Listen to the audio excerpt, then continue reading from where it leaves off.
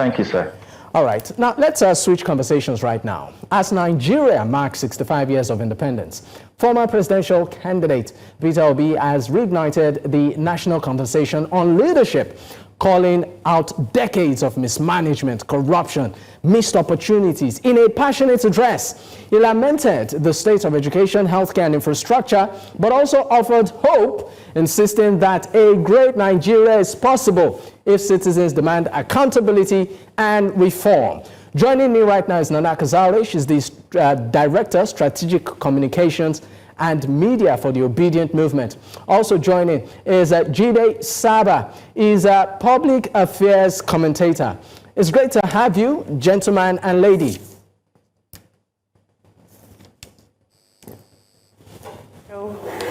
Good evening, Dapo. Good evening, viewers. All right. Let me start with you, Nana Kazaure. I mean, just, some of the things that His Excellency Peter Obi did say, as regards leadership as Nigeria turned 65. I'd like you in bullet points to highlight what are the takeaways for Nigeria, and why does it seem as a nation we seem not to have gotten it right?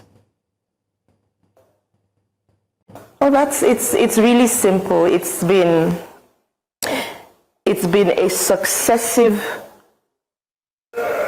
plethora of very bad governance, unfortunately. You touch on education, you touch on healthcare, you touch on infrastructure. So let's start with healthcare, for example. The last time I was on this same program, I did remind us that Nigeria is the highest when it comes to maternal and child death rates in the world. That is bad because women make up to 50%, if not a little higher, of the population. Nigerians don't have access to healthcare. When Mr. Peter Obi was speaking, he did mention that in Indonesia, they have about 90% insurance for the citizens of that country. In Nigeria, you see us always wanting to build and rebuild and bringing in new things. I'm not against innovation, but it would be good to see that what we have existing, we fix, we work with. So the roads, for example, we're building new roads while the old roads are death traps. They are moribund. When that's infrastructure.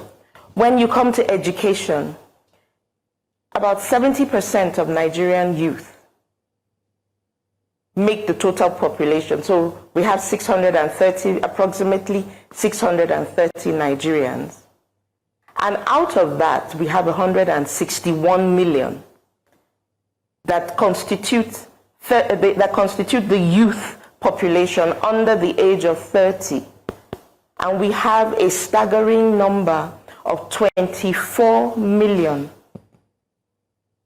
children that are out of school. That is a problem. If Nigeria was serious, at this point, we should have declared a state of emergency on our educational system. I say this because AI is here with us. It's here to stay. It's a fantastic innovation. But when we have such a large population of people who are uneducated, then they cannot, unfortunately, they cannot compete favorably with their counterparts in China, for example, in India, for example. These things are, if we were serious as a country, if the leadership was serious, they would take education as a matter of urgency to ensure that children go to school. I even dare say that we should have a national policy that says every Nigerian child should be entitled to primary school education. And there should be punitive measures for parents who refuse their children to have primary school. We should even think of overhauling our curriculum. And when I say this, so that we can have vocational and entrepreneurial training for Nigeria. It's where we found ourselves today. All right, thank you so much, Nana Kazaure. I'm coming to you right now, Jide Saba. Jide, you're a Nigerian. Part of the things that we did highlight has to do with economic decline, poverty and inequality, insecurity, generally leadership failure. I mean, looking at us as a nation 65 years, particularly with retrospect to leadership and even elections, right? Where do we seem to have gotten it wrong? And what is the role of the average citizen here? Thank you for having me, Blackmore, and good evening to everyone. So for me, Nigeria's problem didn't just start today. It's something that started, 50 plus years ago. I remember a song where our teachers used to teach us then. It's like, oh, parents, listen to your children. They are the leaders of tomorrow. So that's where we start. But my problem is not that we don't have issues. My problem is there are issues, but then what are the solutions? Right? What are you bringing to the table? And who are you putting up front to try to change and lead the country in a better way? For me, the person that is being portrayed and given speech was also part of the people that have led this country, is being in a position also to influence and make changes himself. What did he do? Right? What was his reputation then? So we have to face the facts, right? For example, I live in the state what they call in Maryland, right here, you have to pay both state taxes and you have to pay also federal taxes. How many Nigerians, just like the lady said, right? A lot of the youth are also uneducated, but roughly how many Nigerians understand how the system of government is supposed to work, right? You have local government chairmen, you have governors. It's not just the president, but an average Nigerian just understands anything that happened, I'm just going to go out the president. That's the person I need to call out. But no, you have local government chairmen who are also responsible for fixing these roads, who can also improve the school system, who can improve the housing issue, who can improve the education section, health section. But we seem to not be focused on that, right? We seem to always want to hold one person accountable, which is the president, but that's not how the system of government works. I think it's a total failure, right? You have to go back to the youth. Nigerians are very used to just going basically with the crowd, with the noise. It is so good for you to insult your country. Put ring light up there. An average Nigerian, that's what they want to do. Just bash the country, talk about how bad it is. You don't celebrate the positive things within the nation, right? The country's not perfect. It's got its own issues, but what are we voting for?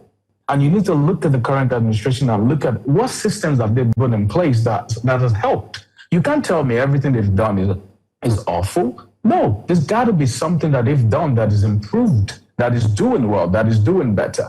For me, I think the youth needs to wake up, but they need to wake up to start thinking differently. Not everything is about just putting a ring light. Most of the bad stories you hear, bad publicity you see about Nigeria is said by citizens themselves, right?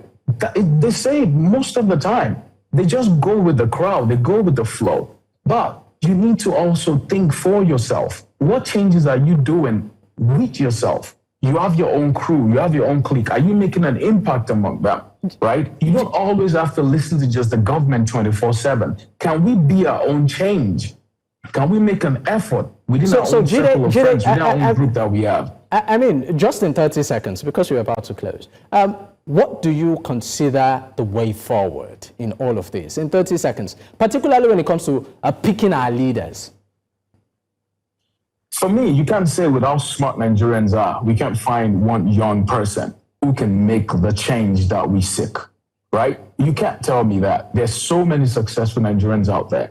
But if you're going to change the present administration that is in place, what is the opposite? What are we voting for? Look at, again, the system that they're putting in place. Things are not perfect, but I strongly believe the policies eventually is going to take shape and it's going to help out tremendously. It's not about gaslighting. It's not about insulting people. Just read the facts. Read the facts. And this fake news propaganda, it's easier said than done, right? Mr. Peter Obi was the governor of Anambra. Look at his records. Go and do your own research about what he did in Anambra State, right? If he cannot fix Anambra, why should we trust him to be the leader of the country?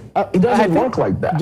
Jide, let me come in there so that I can give Nana Kazaure, time to respond, and of course, give us, a closing remark. Please respond. Nana, the floor is yours. 30 seconds.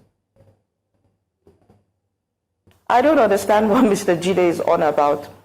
If he wants to come here and gaslight Nigerians, that's just improper. Because the truth of the matter is, Mr. Peter Obi left government about 16 years ago. He can fact check that. And the man took education from I think 24th position to number 1. That in itself shows the sort of person that the man Peter Obi is. The person, you shouldn't attack Mr. Peter Obi, Mr. Jide.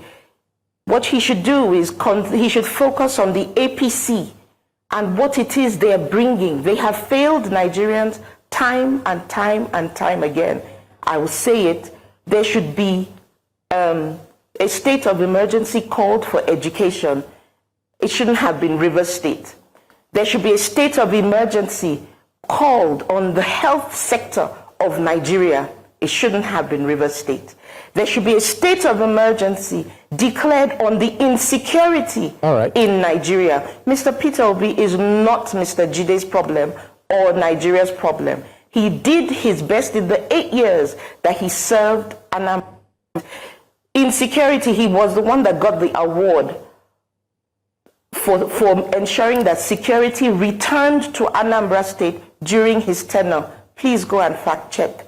So, Mr. Jide, while you might have your views, and I found them I will not diminish what you brought to the table, but for you to now want to throw cheap jabs at Mr. Peter Obi and Nigerians makes no sense.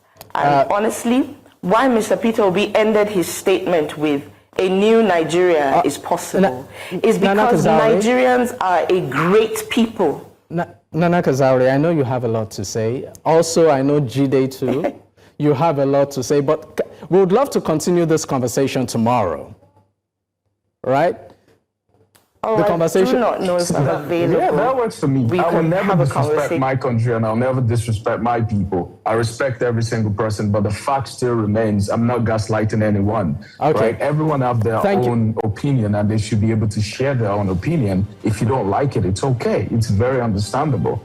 But all right, thank you so much. Definitely, I'm sure that tomorrow we'd love to have you on, to continue this conversation. But I'd like to say a big thank you, Nana Kazaure, Director, Strategic Communication and Media, Obidient Movement, and also Jide Saba, Public Affairs Commentator. It's been a pleasure having you. Thank you once again.